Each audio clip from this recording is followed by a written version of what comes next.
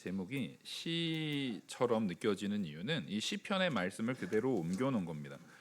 그래서 지금 우리가 이제 4월이면은 부활주일이 있습니다.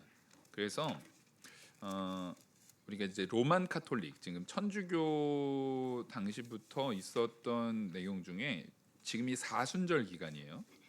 사실은 이제 종교개혁 이후에는 현재로서는 감리교 정도만 이 사순절 때 특별한 이제 행사를 의미를 두고 뭐 40일 뭐 특별 새벽 기도회라든가 아니면은 뭐 금식이라든가 이런 거를 행해요.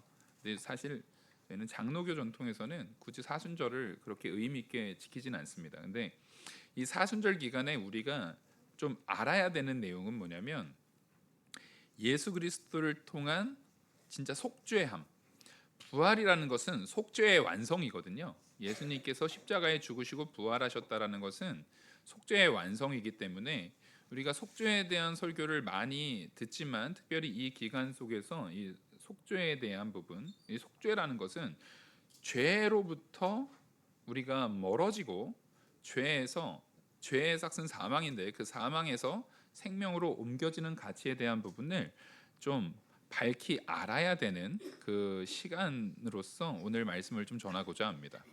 그래서 사실 이제 말씀을 지금 들으면서 부활주의를 준비한다라는 마음으로 오늘 말씀을 들으면 좋겠습니다. 먼저 레위기 16장 7절에서 10절의 말씀이 이게 뭐냐면 그 우리가 흔히 잘 알고 있는 아사셀 염소 요게 대속죄일 때 있었던 일이에요. 대속죄일 때. 그래서 아까 우리가 읽었듯이 그 본문에 보면은 여호와를 위해서와 아사셀을 위해서 하고 두 마리의 염소를 준비합니다. 두 마리의 염소를 준비하는 장면이 나오는데 이게 되게 독특한 것이 뭐냐면 1년 중에 대속죄일에만 이 일을 행합니다. 1년 중에 딱 대속죄일 때만 행해지는 아주 독특한 제사 제도예요. 그러니까 평소 제사 때는 이 아사셀 염소와 여호와를 위하여 드리는 염소, 오늘 이 부분을 분명히 좀 구분을 하셔야 되는데 16장 7절을 보시면 16장 7절입니다. 제가 봉독해 드리겠습니다. 또 두 염소를 가지고 회막문 여호와 앞에 두고, 자 이제 회막문 앞에 염소 두 마리를 두는 겁니다.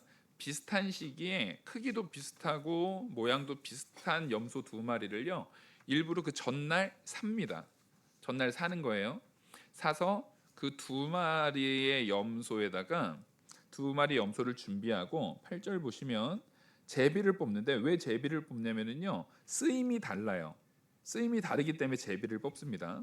그래서 염소 두 마리를 위하여 제비를 뽑되 한 제비는 여호와를 위하여. 그러니까 제비 뽑기를 딱 해서 제비에다가 여호와를 위하여라고 제비 하나 적어놓고 아사셀을 위하여라고 제비 하나 적어놓는 거예요. 그 두 개를 안에 넣습니다. 안에 넣어놓고 지금 염소 두 마리가 있잖아요. 첫 번째 염소한테 그 둘 중에 하나를 뽑습니다. 그 뽑힌 게 만약에 여호와를 위하여가 뽑혔으면은 그 염소는 여호와를 위하여 하고 염소를 이제 구분을 하는 거예요. 그리고 또 하나는 당연히 아사셀을 위한 염소로 이제 구분이 되는 겁니다. 그래서 9절을 보시면 아론은 여호와를 위하여 제비 뽑은 염소를 속죄제로 드리고, 속죄제로 드린다는 얘기는 이 염소는 어떻게 되는 겁니까? 거기서 죽는 겁니다.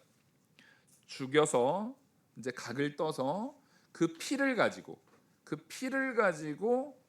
이제 제사를 드리는 거예요. 그 피를 이제 뿌리는 겁니다. 피를 뿌리는 거고, 그 다음에 아사셀을 위하여 제비 뽑은 염소는 산채로 여호와 앞에 거기서 두었다가 광야로 보내지는 겁니다. 오늘 이 부분을 좀 자세히 볼 건데 1년을 주기로 이스라엘의 이 모든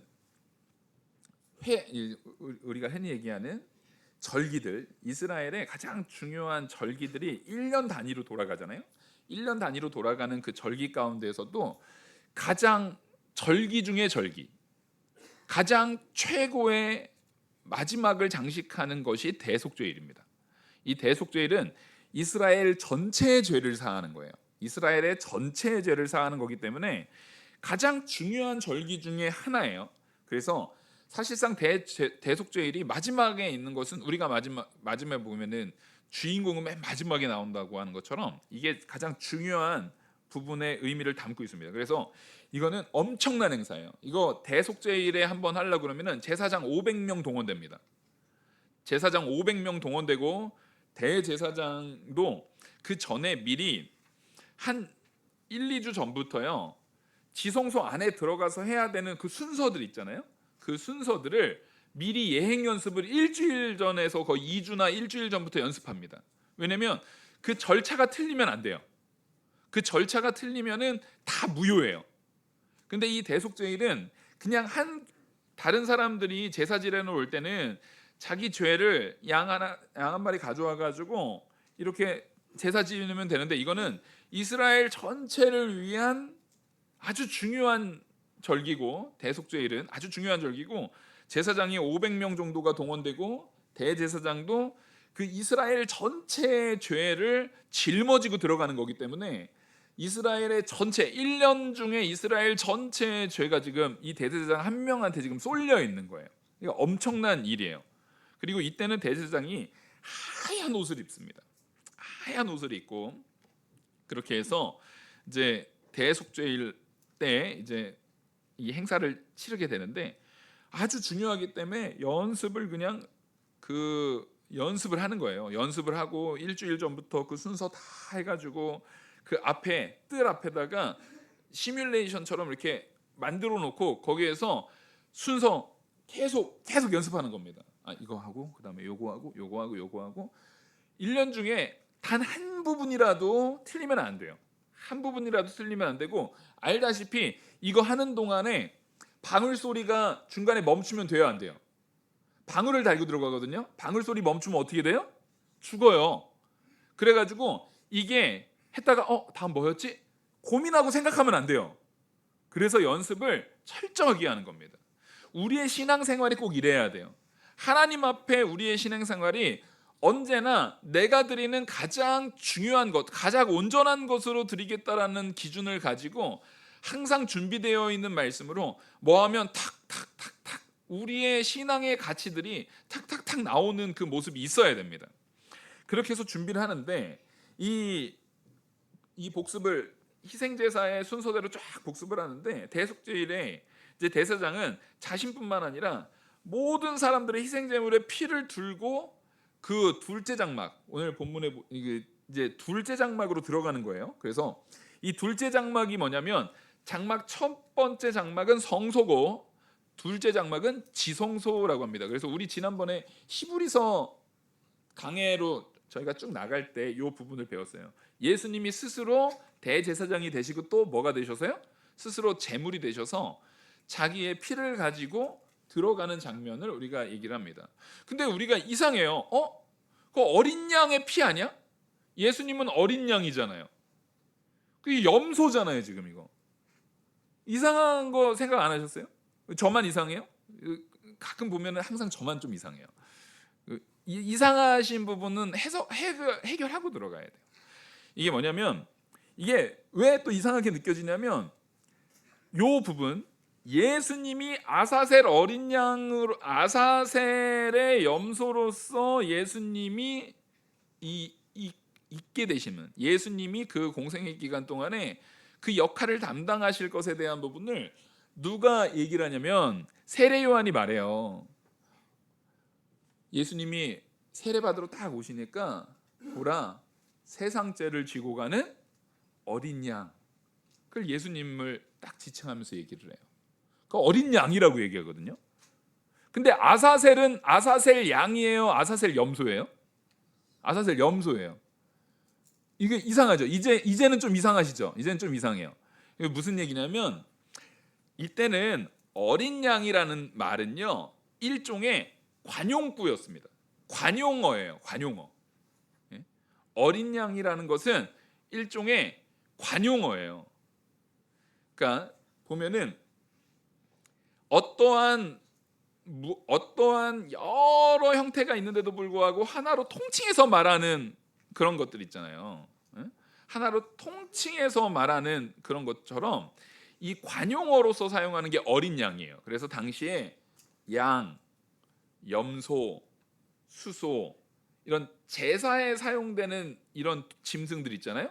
뭐 비둘기도 있을 것이고 이 제사의 제의용으로 제의를 위해서 사용됐던 이 모든 짐승들을 통칭해서 어린 양이다라고 표현한 거예요. 그래서 요거는 당시에 이스라엘 사람들은 다 이해를 하고 있어요. 이스라엘 사람들은 그냥 어린 양이다 하면은 제사에 사용되는 모든 짐승들에 대한 부분을 통칭해서 말하는 관용어구예요. 그래서 지금 세례 요한이 세상 죄를 지고 가는 어린 양이다라고 말하는 것도 틀린 표현이 아니라 어린 염소를 지금 잘못 헷갈렸네가 아니라 그냥 그것을 통칭해서 표현한 언어로서 세례 요한은 정확하게 지적을 한 겁니다. 정확하게 표현을 한 거예요. 그걸 우리가 알고 가야 되는 것이고, 그래서 이 제사를 들어갈 때 첫 번째 성소는 그냥 성소고 두 번째 회막이 지성소에 들어가는 것이죠. 그래서 평소에는요, 또 이 대속죄일이 엄청난 사이즈, 엄청난 스케일로 이루어지잖아요. 그래서 대속죄일 되면 평소에 제사를 지을 때는 물두멍이 있잖아요. 물두멍에서 어떻게 합니까? 샤워합니까? 손발만 닦습니다. 제사장들이 이 제사를 지낼 때 물두멍에 물을 가져다가 손발만 닦는 거예요. 이게 평소에 일반적인 내용이에요. 근데 대속죄일 때 대제사장은 평소에 손발만 닦는 걸로 멈추지 않고요. 이때는 정결탕이라는 것을 준비해 가지고요. 대제사장이 대속죄일 때는 자기의 온몸을 다 담궈 버립니다. 거기다가 다 담그고 나서 거기에서 흰옷을 입어요. 흰옷을 입어요. 그래서 오늘 레위기 16장 이 본문의 4절을 보시면은 거룩한 세마포 옷을 입으며, 세마포 옷이 무슨 얘기냐면 새하얀 옷이에요. 새하얀 옷, 염색하지 않은 새하얀 옷, 그걸 얘기하는 거예요.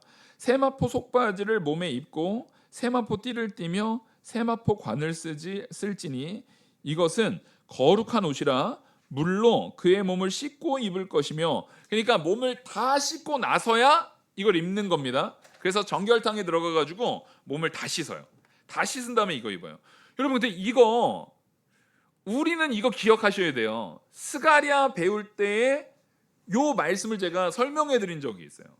이게 뭐였냐면 스가랴 3장 3절 4절 보면은 여호수아가 더러운 옷을 입고 있으니까 막 그 상소하는 자들이 저런 더러운 인간을 어떻게 합니까? 이거 기억나시죠? 우리 스가랴 배울 때 여호수아를 막 이렇게 욕해요. 그러면서 저거 어떻게 됩니까? 저렇게 더러운 인간이 어떻게 주의 일을 합니까? 라고 할 때 하나님께서 싹 씻기시고 깨끗한 옷으로 입히는 장면을 스가랴에서 환상으로 보이시거든요. 그래서 스가랴 3장 3절 4절 보시면 여호수아가 더러운 옷을 입고 천사 앞에 서 있는지라 여호와께서 자기 앞에 선 자들에게 명령하사 그 더러운 옷을 벗기라 하시고, 또 여호수아에게 이르시되 내가 내 죄악을 제거하여 버렸으니 내게 아름다운 옷을 입히리라 하시기로. 자, 이게 하나님께서 싹 씻기시고 하나님 앞에 설 때 이 아름다운 옷이다라 말하는 것은 새하얀 옷이에요. 깨끗한 옷. 그리고 나서 그 스가랴에서 제가 뭐라고 설교했습니까? 하나님이 깨끗하게 한 자에 대해서 이제 그 원수들이 상소할 수 있다고요, 없다고요? 없어요. 그게 바로 정결 예식이고 그게 바로 속죄의 의미를 담은 내용을, 사실상 이 레위기의 이 말을 하나님께서 이 스가랴에서 다시금 환상 가운데서 이거를 보여준 거예요. 우리가 스가랴를 마침 최근에 배웠기 때문에 이 말씀을 지금 짚고 넘어가는 겁니다. 기억하시면 좋아요.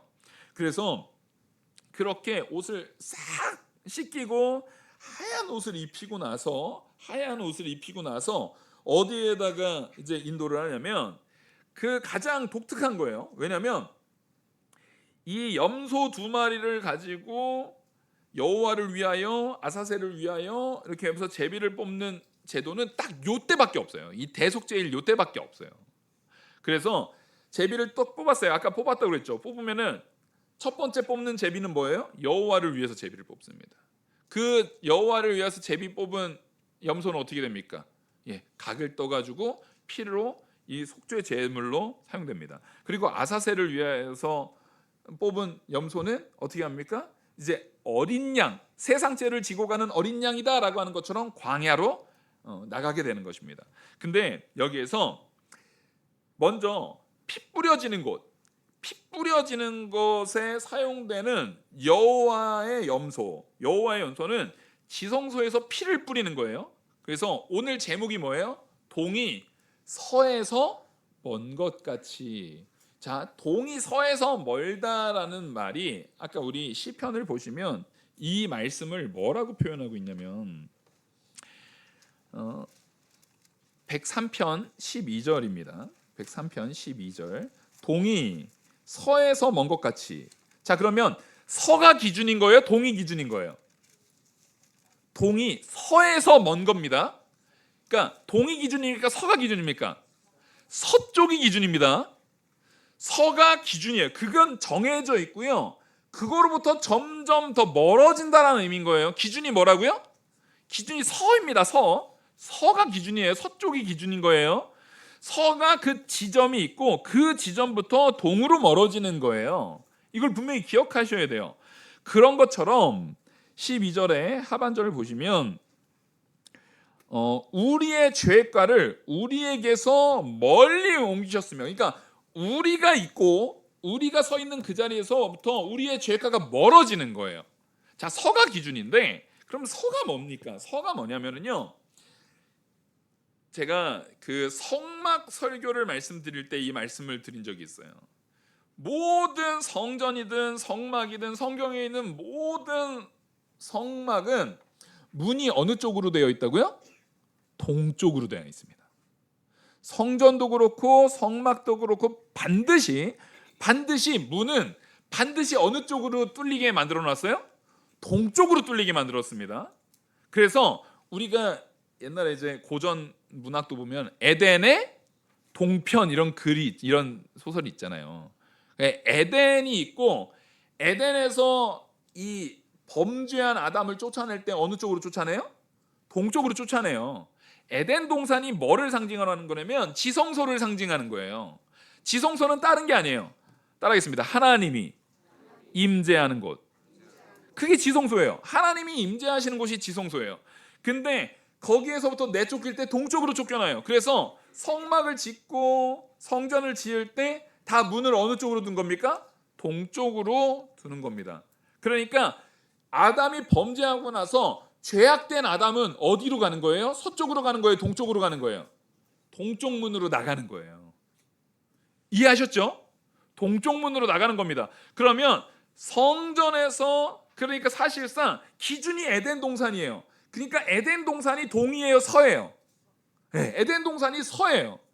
그러면 지금의 성막, 이걸 성전으로 기준을 뒀을 때는 성전에서는 뭐가 선 거예요? 성전이 이렇게 길쭉하게 되어 있는데 성전의 문이 다 동쪽으로 나와 있잖아요. 그럼 들어오는 문이 동쪽일 때 뜰이 제일 안쪽에 있는 것보다는 동이겠죠. 제일 안쪽에 뭐가 있어요? 뜰로 들어와서 성소로 들어와 가지고 지성소로 들어가는 거예요. 그러니까 성전이 있으면 성전에서 가장 서쪽에 있는 건 뭡니까? 지성소를 말하는 겁니다.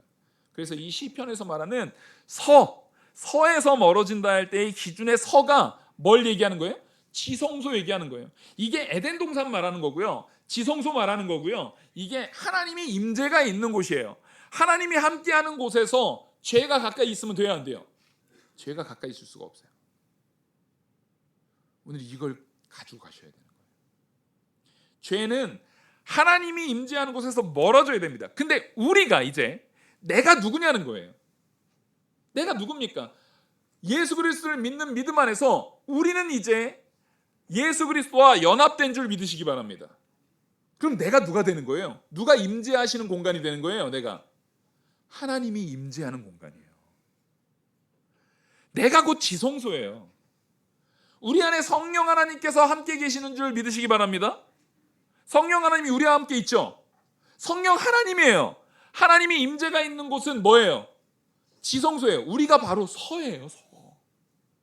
우리가 서예요. 동은 서에서 점점 멀어지는 거예요. 이 개념이 머리에 확고히 계시죠, 이제? 이거 확고 있어야 돼요. 에덴의 동편으로 죄악이 나가는 거예요. 지성소에서 문은 서동쪽으로 나 있는 거예요. 지성소는 하나님의 임재가 있는 거예요. 우리는 예수 그리스도와 연합됐고, 우리는 하나님이 우리 안에 임재해 계신 성령께서 우리 안에 내주해 계시고, 떠나십니까? 안 떠나십니까? 안 떠나세요. 보혜사 성령 하나님께서 우리 안에 내주하셔서 절대 떠나지 않으세요. 우리가 서예요. 우리 기준으로 죄악은 자꾸만 어떻게 해야 됩니까? 멀어져야 됩니다. 멀어져야 됩니다. 그게 대속죄일, 속죄를 받은 우리가 가져야 되는 마음가짐이고 우리의 태도여야 되는 거예요. 그래서 이 아사셀은 황량한 동쪽으로 끌려가는데, 아사셀을 위해서 제비를 뽑은 다음에 아사셀 염소에다가 아사셀과 이 여호와를 위해서 준비한 염소와 아사셀을 위해서 준비한 염소 두 개다가 홍색 천을 묶어요. 홍색 천을 묶는데, 이 아사셀 염소에는요 뿔에다가 묶어요. 여호와의 염소에는 목에다가 묶어요. 홍색 실을 이렇게 묶는 거예요. 이거는 사실은 특별한 의미가 있다기보다는 염소가 똑같이 생기고 비슷하게 생긴 걸 일부러 고르거든요. 구분하려고 하는 거예요. 구분하려고. 뿔에 묶인 건 어디 갈 거? 아사셀 염소, 이거 광야 갈 거. 동쪽으로 나갈 거. 지금 지성소에서 동편으로 가면 어딘 거예요? 광야예요. 광야예요. 그래서 이 여호와께 바칠 염소는 목에다가 홍색 천을 묶는 거예요.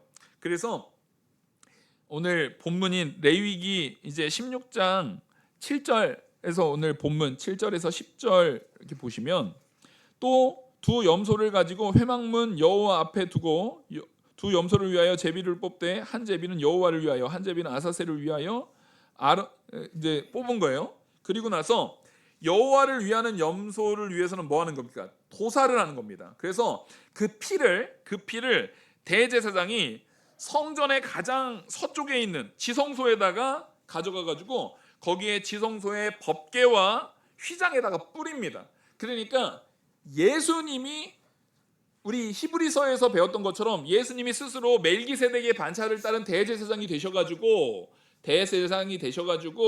대속죄일과 같은 행사로 지성소 안에 자기의 피가 일종의 이제 이 여호와께 바쳐지는 염소의 피가 되는 거예요. 그 피가 돼서 이걸 통칭해서 뭐라고 한다고요? 어린 양의 피 얘기하는 거예요. 소든 양이든 염소든 다 어린 양의 피로서 통칭해서 말하는 거지, 염소 피 이렇게 하면 안 돼요. 그래서 그 피를 가지고 예수님이 이제 스스로 어린 양이 되셔가지고 어린 양의 피로서 제물이 되시고, 스스로 멜기세덱의 반차를 따른 대제사장이 되셔서 영원한 천국, 하나님이 임재하시는 참된 지성소, 하나님이 계시는 그 보좌에 올라가시는 거예요. 그래서 예수님이 승천하시면서 내가 너희들의 처소를 예비하러 간다라고 하는 거예요. 자, 왜 예수님이 승천하셨죠? 이 땅의 지성소는 어떻게 됐어요? 없어졌기 때문에. 휘장이 예수님 십자가에 죽으실 때 위에서 아래로 찢어져 가지고 이제 없어요. 그래서 예수님이 올라가신 거예요. 그렇게 이 피를 뿌리는 것이고, 아사셀 염소는 어떻게 하는 거냐면, 아사셀 염소는 대제사장이 그 머리에다가, 이게 아주 특별한 행사예요. 특별한 의식이에요. 이거밖에 없어요. 얼마나 특별한 의식인지 우리가 생각할 때는, 잘 보세요. 죄사함을 받는데 아론이 이제 아론이나 이제 대제사장을 얘기했겠죠. 그 아사셀 염소에다가 머리에다가 두 손을 얹어요. 머리에 두 손을 얹고 나서 이스라엘의 죄를 낱낱이 고백합니다. 여러분, 원래 그냥 일반적인 속죄 제사를 드릴 때는 바치는 양에다가, 죽일 양에다가 안수해가지고 죄를 고백하는 거거든요. 개인의 죄를. 근데 대속죄일에는 여호와께 바치는 죽이는 염소가 아니라 누구한테요? 아사셀, 광야에다가 풀어줄 염소한테 두 손을 얹어가지고 거기다가 이스라엘의 전체의 죄를 낱낱이 거기에다가 다 말합니다. 다 말해가지고 거기에다가 이스라엘 백성 죄를 다 고백한 다음에 그 염소를 이제 성전에서는 동쪽으로 나가는데 그 다음에 동쪽에 있는 그 예루살렘 성이 있잖아요. 성의 수산문, 성의 문 중에 수산문이 가장 동쪽에 있는 문이거든요. 그 문을 나가면 이제 유다 광야로 연결이 돼요. 그쪽으로 내어 보내는 거예요. 근데 우리가 여기서 이상한 게 뭐냐면, 아니 죄를 죽인다라는 의미에서 여호와께 바쳐질 거기에다가 안수를 해가지고 죄를 고호할 것 같은데, 여호와께 바치는 염소, 각을 떠가지고 핏부림으로 죽일 염소에다가 바치는 게 아니라 누구한테 안수를 해가지고 죄를 낱낱이 고해요? 아사셀 풀어줄 그 아사셀 양한테 안수를 해서 고한단 말이에요. 이게 왜 이러느냐? 이걸 안수해서 한다는 것이 레위기 오늘 16장 21절에 나오거든요. 21절 22절 보면은 아론은 그 두 손으로 살아있는 염소의 머리에 안수하여 이스라엘 자손의 모든 불의와 그 범한 모든 죄를 아뢰고 그 죄를 염소의 머리에 두어 미리 정한 사람에게 맡겨 광야로 보낼지니 염소가 그들의 모든 불의를 지고 접근하기 어려운 땅에 이르거든 그는 그 염소를 광야에 놓을지니라. 그래서 사실상 누가요? 세례 요한이 이걸 가지고 세상죄를 지고 가는 어린 양이다라고 말한 거예요. 세상죄를 지고 가는 어린 양을 이 아사셀 염소가 지금 모든 세상죄, 모든 죄를 거기다가 다 낱낱이 고해가지고 짐려 지운 거예요. 그 짐을 누가 다 지고 가시는 거예요? 예수 그리스도께서 다 지고 가시는 거예요. 그게 우리를 구원하시는 예수 그리스도의 놀라운 사역을 지금 이미 레위기 때부터 우리에게 보여주고 있는 것입니다. 그래서 이 염소는요, 자, 서쪽 지성소에 여호와를 위해서 바쳐진 염소는 죽음을 상징을 하죠. 근데 이 광야로 버려지는 이 염소는 어쨌든 살아서 풀어준단 말이에요. 근데 사실은 그 염소도 결국 죽을 거예요. 그래서 살아있는 동안에 죄가 옮겨지는 거예요. 멀리 옮겨지는 것, 멀리 광야로 멀리 떠나는 것을 얘기하는 거예요. 그래서 중요한 건 뭐냐면 왜 아사셀 염소에 자백을 하느냐? 이것은 백성의 죄가 아직 이 제의적인 구약 시대에 계속 제사에 대한 부분을 가지고 할 때에는 그 제의적인 것을 가지고 하기는 하지만, 그 제사를 드리긴 하지만 진짜 완전히 씻겨야 안 씻겨요? 죄의 문제가 진짜 해결돼요 안 돼요? 상징으로 보여주는 거지 아직 된 게 아니에요. 그래서 오늘날 우리는 이런 제사를 지냅니까 안 지냅니까? 안 지내요. 왜요? 이제는 그동안에 죄를 짊어져서 광야로 내보냈던 그 짐승, 그 염소, 그동안에는 우리의 죄에 대한 부분을 하나님께서 유보시킨 거예요. 유보시킨 거예요. 내가 의롭다 여겨주는 거예요. 아직 완전히 해결된 게 아니에요. 근데 그걸 완전히 해결하실 분이 언제 온 거예요? 예수님으로 오신 거예요.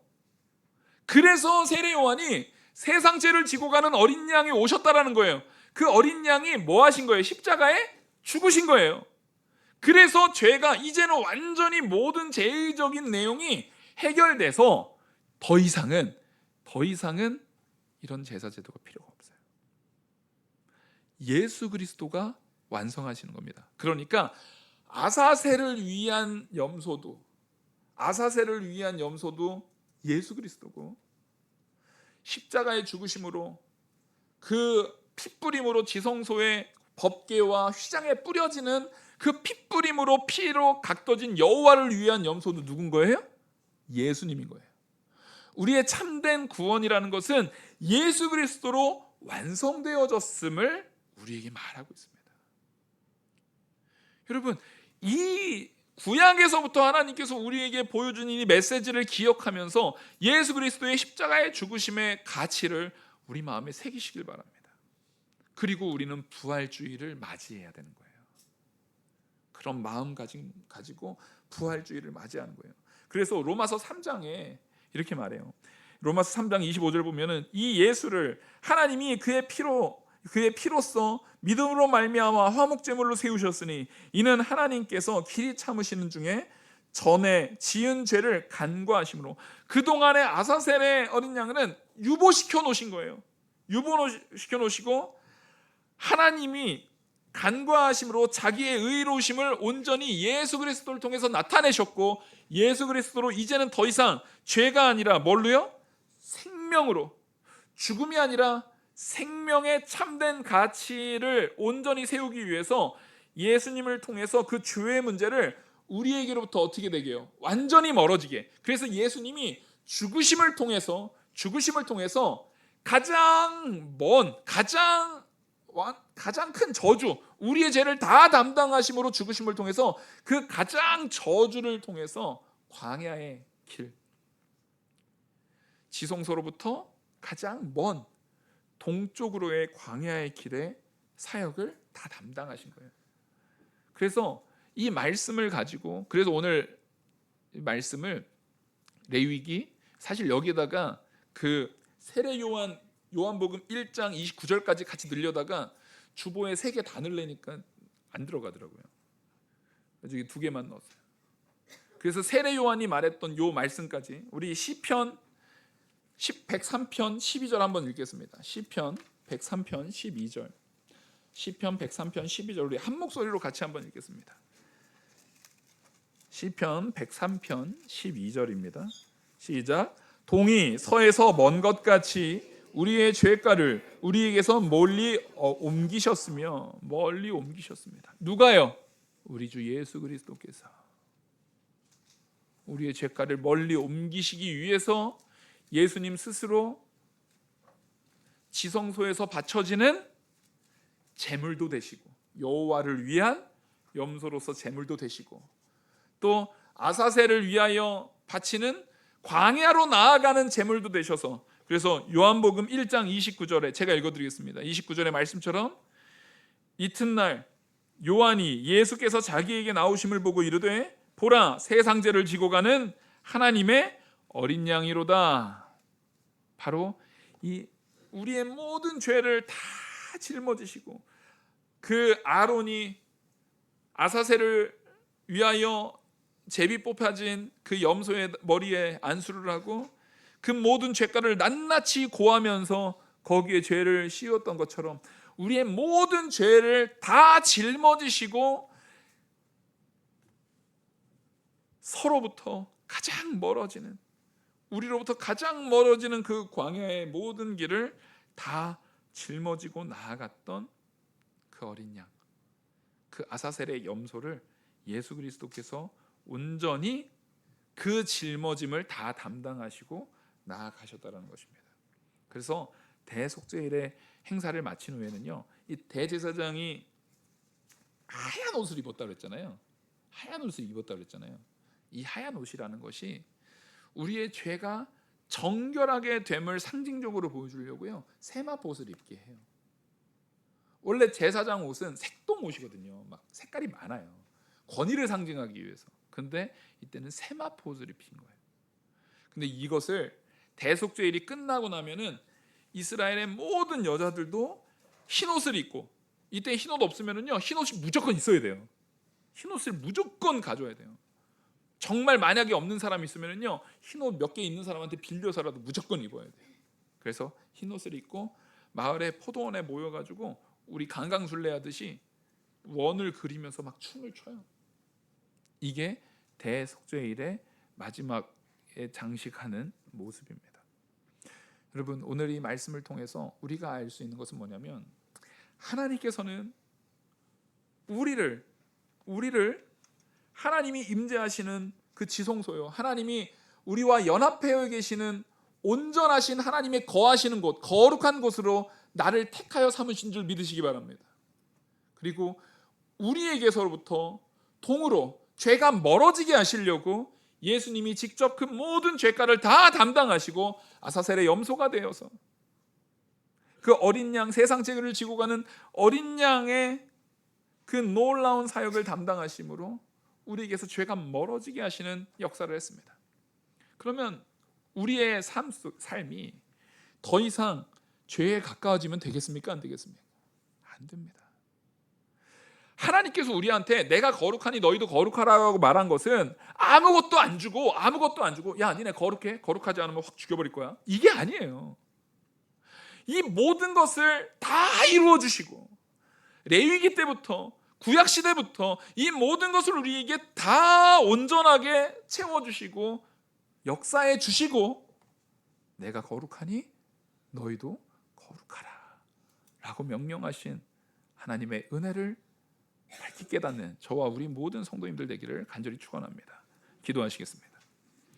은혜와 사랑이 무한하신 하나님 아버지, 오늘 이 말씀이 우리 안에 깊이 새겨지는 참된 진리로 우리 마음에 새겨지게 하시고 하나님의 놀라운 지혜가 우리 안에 임해서 성령의 인도를 따라 정말 죄를 우리에게서 멀리하고 거룩한 자녀 될 수 있도록 온전히 성령의 인도만 따라가는 우리 모든 성도 되게 하여 주시옵소서. 이 모든 말씀 살아계시는 우리 주 예수 그리스도의 이름으로 기도 올리옵나이다. 아멘. 찬송가